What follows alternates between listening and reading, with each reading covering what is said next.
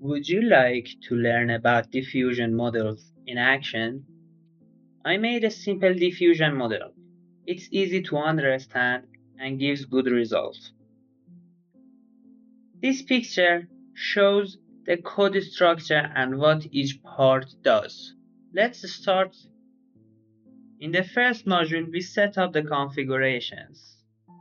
Data class is just an easy way to keep setting together. Image size says how big each image is, how many images we train at once, how many times we train the whole data, how fast the model learns, number of diffusions step. This part uses GPU if it's possible. Channels equal 3 means image is RGB.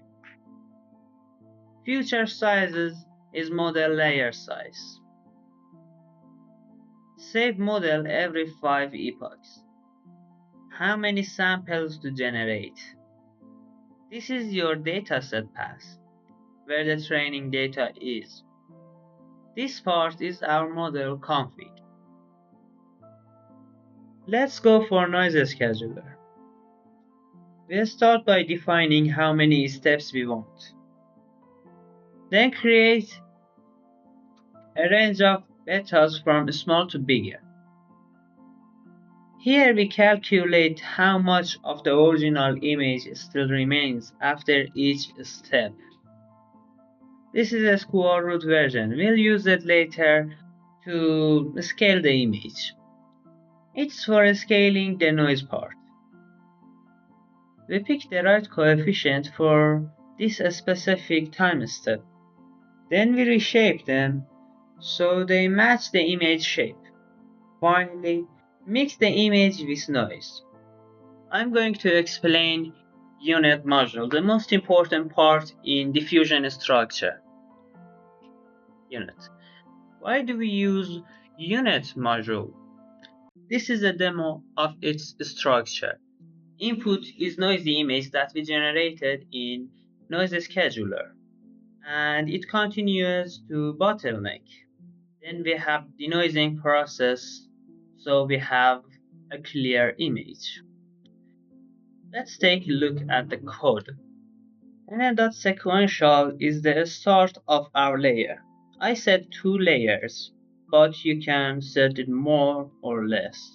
I don't recommend you to change it for this model.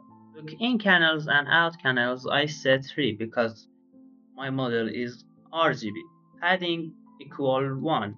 This part is for adding time dimension so we can calculate time steps. In this class, we add time using sine and cosine. In this line, we split the embedding for sine and cosine. I use logarithm to make frequencies logarithmic instead of linear, so model can learn better. In unit model class, we start denoising process.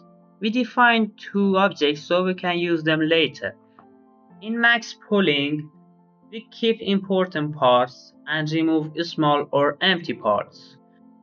In this 4, we are trying to add details each step in one feature. Self.bottleneck.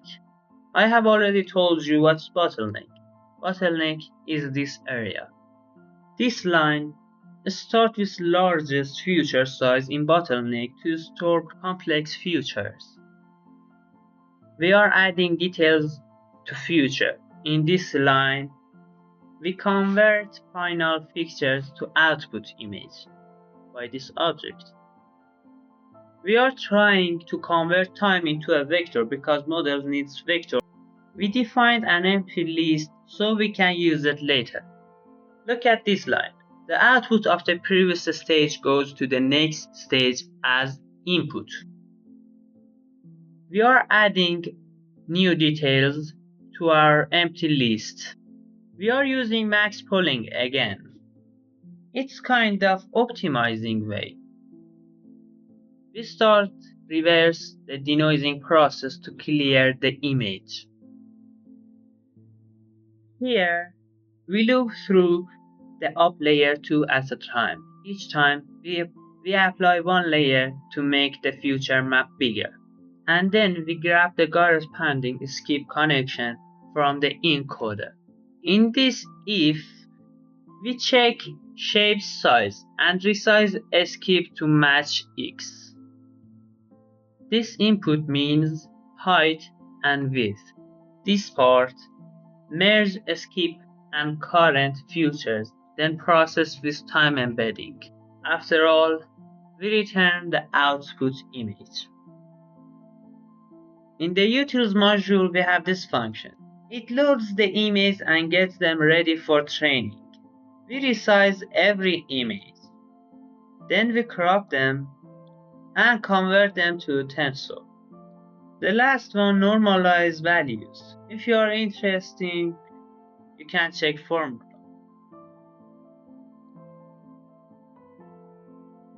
We load our dataset. Save samples function saves the generative image after each training epoch. This one makes sure the filter exists. We bring pixels value back between 0 and 1.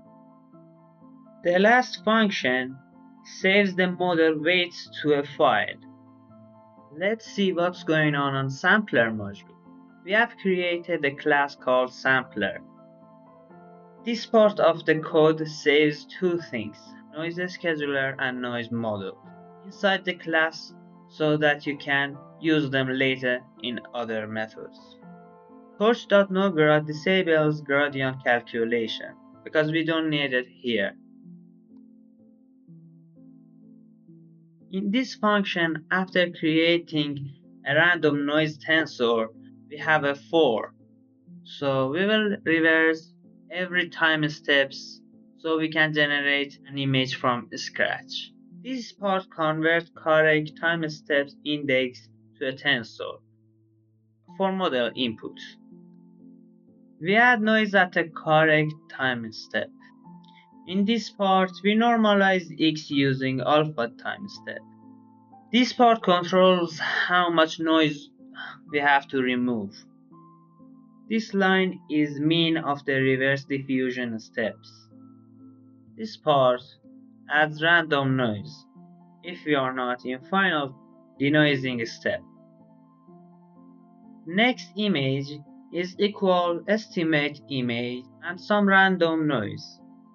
Else we are in final step and we return the output. Let's explain main module. After imports, we load all the settings from config.py. This one load our training images. This one is our noise scheduler, handles how noise changes over time.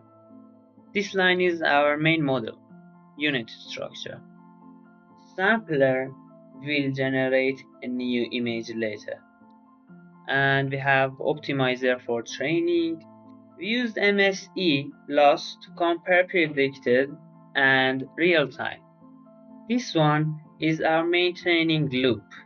For example, move image to GPU or CPU, or pick a random time step for each image, creating random noise, add noise to the image. In this line, model predicts the noise. And finally, we calculate loss between predicted and real noise. This part is backpropagation steps. We print progress in every 100 steps. We generate and save samples after some epochs. And in the last part, training is done. Save the model.